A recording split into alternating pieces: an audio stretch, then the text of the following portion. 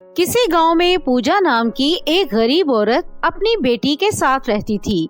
पूजा दिन रात मजदूरी करके पैसे इकट्ठे करती थी ताकि वो अपनी बेटी का एडमिशन एक अच्छे स्कूल में करवा सके। फिर आखिरकार पूजा के महीनों की मेहनत रंग लाती है और उसके पास इतने पैसे इकट्ठे हो जाते हैं कि वो आसानी से अपनी बेटी का एडमिशन एक अच्छे स्कूल में करवा सके। फिर एक दिन पूजा अपनी बेटी को शहर के स्कूल में ले जाती है, वहाँ इसका एडमिशन करवा देती है। सारी कार्रवाई खत्म होने के बाद पूजा अपनी बेटी को लेकर गांव लौटने लगती है, तभी आसमान में काले बादल छा जाते हैं। माँ, लगता है बारिश होने वाली है। हमारे पास तो छतरी भी नहीं है, अब हम क्या करें? चिंता मत करो बेटी, जंगल के बीच एक शॉर्टकट रास्ता है, इससे हम जल्दी घर पहुँच जाएंगे। इसके बाद दोनों माँ बेटी जंगल के रास्ते जाने लगते हैं। तभी उन्हें एक कुएं के पास मनीषा नाम की औरत रोते हुए दिखाई देती है। अरे कोई मेरी मदद करो, मेरे बच्चे इस कुएं के अंदर गिर गए हैं, कोई इन्हें बाहर निकालो। ये सुनकर पूजा अपनी बेटी के साथ मनीषा के पास पहुंच जाती है। क्या हुआ तुम्हारे बच्चों को? मेरे बच्चे खेलते खेलते इस कुएं में गिर गए। देखो, मेरा एक हाथ टूटा हुआ है, इसलिए मैं अपने बच्चों को बाहर नहीं निकाल सकती। दया करके मेरे बच्चों की जान बचा लो। तभी पूजा कुएं के अंदर झांक कर देखती है, मनीषा के दोनों बच्चे जोर जोर से रो रहे थे। चिंता मत करो, मैं कुएं में उतरकर इन दोनों को बाहर ले आऊंगी।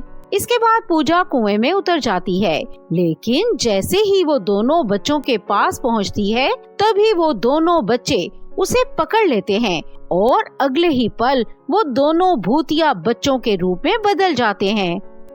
अरे नहीं, ये दोनों तो मेरी माँ को खा जाएंगे। अब मैं अपनी माँ को कैसे बचाऊं? तू अपनी माँ को बचाना चाहती है ना? जा कुएं के अंदर। इतना कहकर मनीषा ईशा को कुएं के अंदर फेंक देती है। फिर वो चुड़ैल के रूप में बदल जाती है। दया करके हम दोनों को छोड़ दो, आखिर हमने तुम्हारा क्या बिगाड़ा है? मेरे बच्चे सुबह से भूखे हैं, अब तुम दोनों को खाने के बाद ही इन्हें शांति मिलेगी। चलो मेरे प्यारे बच्चों, जल्दी से इन दोनों को मार कर खा जाओ। इसके बाद मनीषा चुड़ैल के दोनों बच्चे पूजा और ईशा को मार कर खा जाते हैं। इस तरह मनीषा चुड़ैल हमेशा गांव के लोगों को धोखा देकर उन्हें भूतिया बच्चों के हवाले कर देती थी। देखते ही देखते बहुत सारे मासूम लोग मनीषा चुड़ैल के धोखे का शिकार हो गए और अपनी जान गंवा बैठे थे।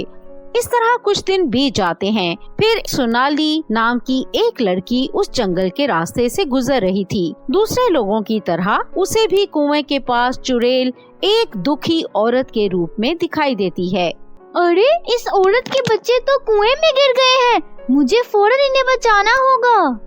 इसके बाद सोनाली कुएं में उतर जाती है, लेकिन तभी मनीषा चुड़ैल के दोनों बच्चे भूतिया रूप में आकर सोनाली पर हमला कर देते हैं। लेकिन सोनाली के गले में जादुई लॉकेट होने की वजह से इन दोनों बच्चों को बिजली के झटके लगने लगते हैं।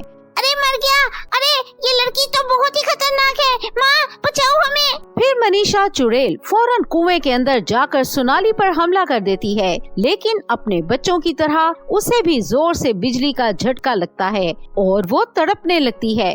मेरी माँ एक जादूगरनी है, इसने भूत चुड़ैलों से रक्षा के लिए ये जादुई लॉकेट पहनाया है।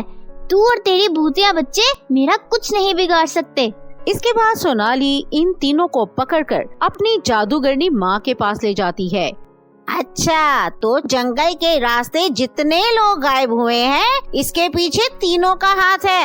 हाँ माँ, इन तीनों को कोई ऐसी सजा दो कि ये दोबारा किसी मासूम की जान ना ले सकें। नहीं नहीं, हमें कोई सजा मत दो, हमें छोड़ दो, हम तीनों यहाँ से कहीं दूर चले जाएंगे। तेरे ये मगरमच्छ के आंसू देखकर मैं पिघलने वाली नहीं। जा बेटी, अंदर से मेरा जादुई कांच का बर्तन लेकर आ। इसके बाद सोनाली कांच का जादुई बर्तन ले आती है। फिर सोनाली की माँ मंत्र पढ़कर इन तीनों को कांच के बर्तन के अंदर हमेशा के लिए कैद कर देती है। इस तरह मनीषा और उसके बच्चे हमेशा के लिए इस कांच के बर्तन में कैद हो जाते हैं। उस दिन के बाद से जंगल के रास्ते से जाने वाले मुसाफिर को अपनी जान गंवानी नहीं पड़ती थी और इस तरह सब कुछ ठीक हो जाता है। तो दोस्तों, कैसी लगी हमारी कहानी? कमेंट करके अपनी राय का इजहार जरूर करें और हाँ, हमारे चैनल को लाइक, सब्सक्राइब और शेयर जरूर करें ताकि हमारी इसी तरह की मजेदार कहानियाँ आप तक पहुँचती रहें।